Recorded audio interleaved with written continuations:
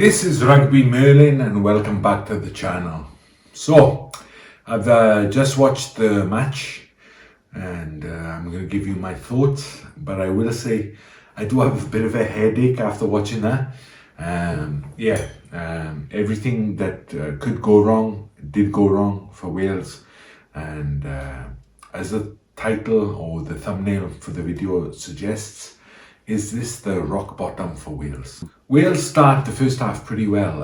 They put in ball through hands, hard running, which is what you expected them to do, or what you needed them to do from the off.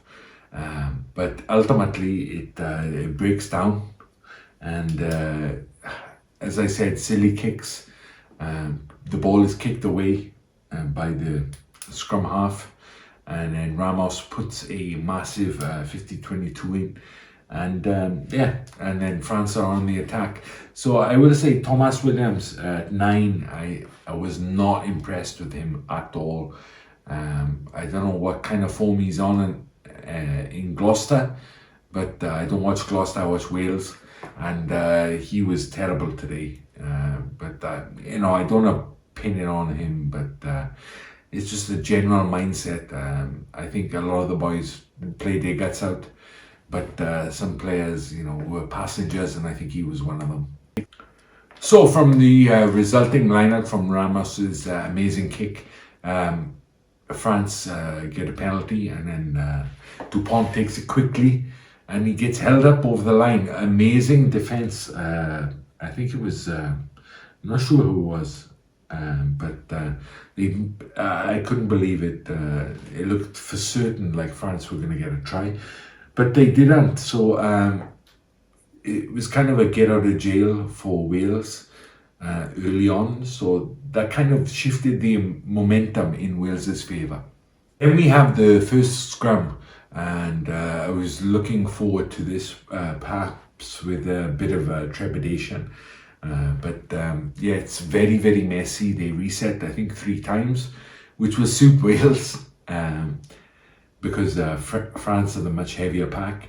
I got to say, the Welsh front row, the 2 boys, particularly the tight head, I was very impressed with them. I thought they did their work really well in the scrum, and they put themselves above the park as well. They had a significant amount of tackles. So Wales actually end up getting a free kick from the first scrum, which was such another boost really in the momentum kind of sway towards Wales. So at this point it's looking not too bad. It's 0-0. So Wales looking pretty decent with ball in hand, and it's obvious from the kickoff that's what they need to do.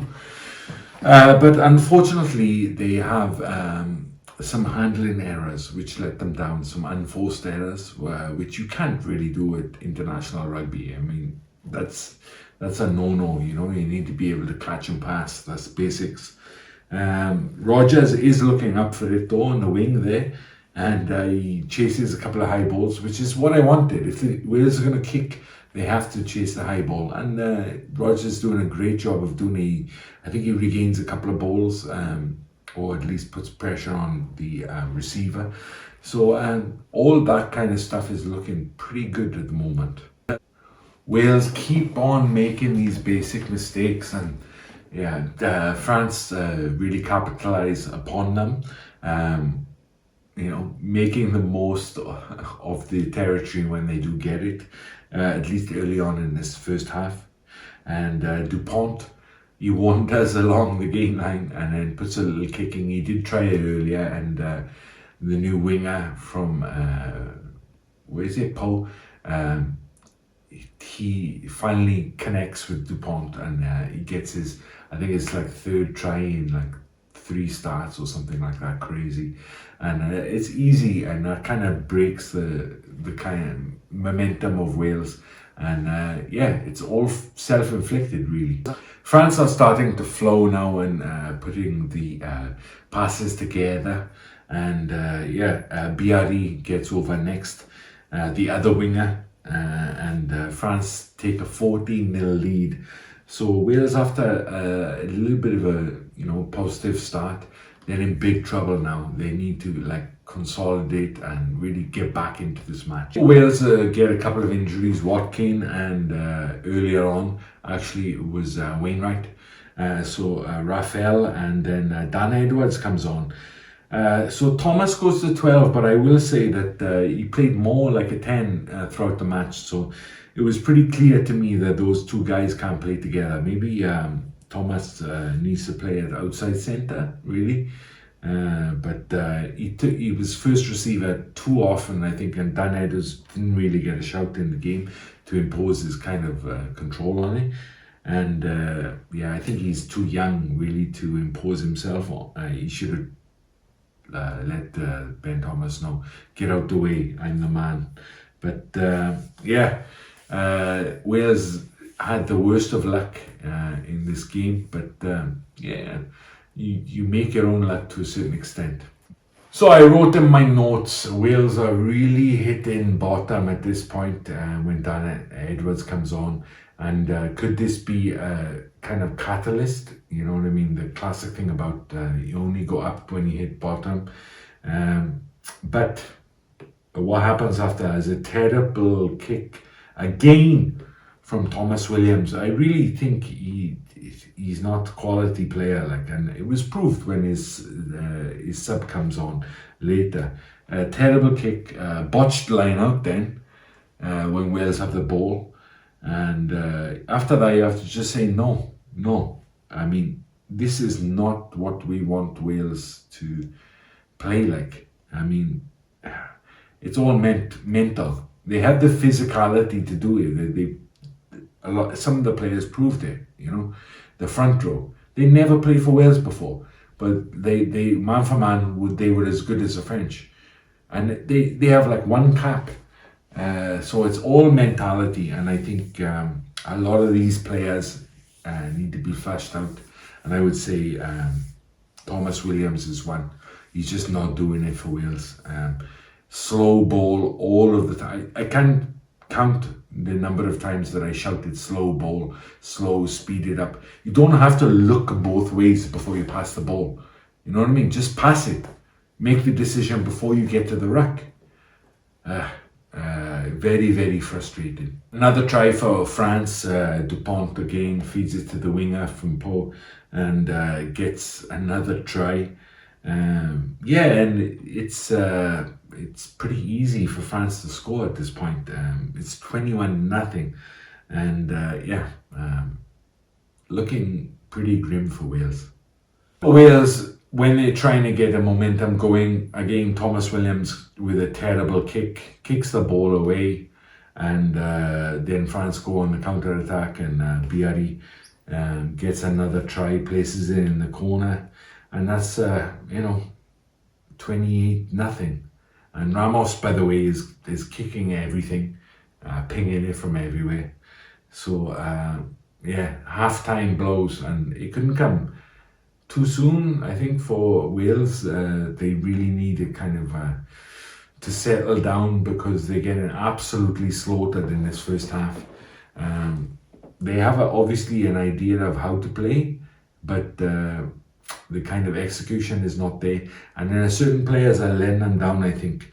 When they do come out of the blocks in the second half, it's not much better as well, which tells you that Gatland has completely lost the changing room. He has no kind of influence on how the players play at all, because you think that he would like pump the players up. They have a little good spell basically, but it's all the same problems that they had in the first half. The front row is completely changed for Wales, which again is another mistake, because the front row is probably been the best aspect considering their experience of this Welsh performance. Really, really impressed with the work rate of all of those props. They really had something to prove, and I think they proved it. And their family should be proud of them. They really performed well in the Welsh shirt. But yeah, Gatland totally clueless as usual. Subs the best players on the pitch and brings on the bench, and it goes downhill from there. Then France bring on a fresh 5 props in second row, and they also bring on Garrick because they're resting Dupont. DuPont has been kind of casually playing the match and destroying Wales, and they want to save him for England, which I don't blame them. But yeah, the golfing quality is kind of depressing. So France get one of the tries in the second half, and they can't, they're not totally checked out. I think a lot of the players that came on, I think it was a good call. They want to play for their position, and they fly into a maul off the line out. Probably again a stupid kick from Thomas Williams, but yeah, they throw all the backs in, and they get another try. So yeah, after that. Josh Adams, he'll get a lot of stick for it, for screaming at the ref. But I will say, he kind of personifies the feelings of me, and I think the Welsh public. It's just like absolute frustration and just screaming into the wind. And in this case, the wind was the referee. So I kind of give him a pass for that. He must be so frustrated, and he didn't have the best game as well. But screaming at the ref obviously is stupid. But yeah, I kind of was with him. I was with him. So yeah, that's how it goes. Also at 38-0, Rodri Williams comes on as scrum half, and instantly. There's more urgency, there's more speed, he tries to give the ball quick, he's not looking around to see who to pass to. He knows who he's going to pass to, right or wrong, and he does it quickly, and that's what you want. And this is the closest Wales ever get to a try, and I think Tompkins in the centre gets held up over the line. Silly play, why didn't he go low? But when you're not used to scoring, that's how it goes. But so it's not just my imagination. Thomas Williams is a liability at the moment, and I don't want to blame it all on him. But reputation means nothing when it comes to international rugby, and I think he's going to learn that pretty soon. Now, one of the most significant points in the match really is France have taken a lot of players off to save them for England, but not Antomak, because he probably needs the minutes in order to get up to full match fitness.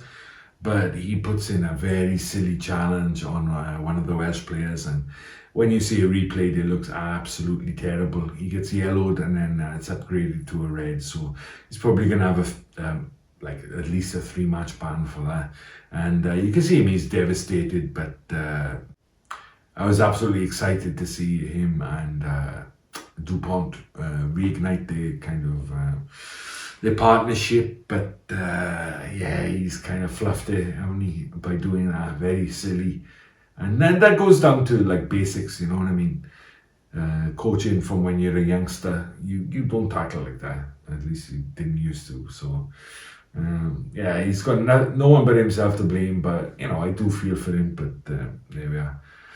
So champagne all round, 43-0 to France. And I say champagne all round because that's what Sean Edwards, the defence coach, is going to buy all of these players. What a character he is. And you have to think at this point, he's fast becoming one of the most successful, if not the most successful coach in Six Nations history. And Gatland, on the other hand, has had absolutely abysmal Six Nations for the last 3 years. Some of the credit then maybe that is piled on Gatland maybe should go to Sean Edwards. In hindsight, we can kind of talk about that in a different video. But yeah, is this rock bottom for Wales? We have Italy next week in Rome, so let's see how that goes, and then I'll tell you about rock bottom. But sorry, a little bit of a downer video, but it's to be expected. Thank you for watching, and I'll see you for the next one.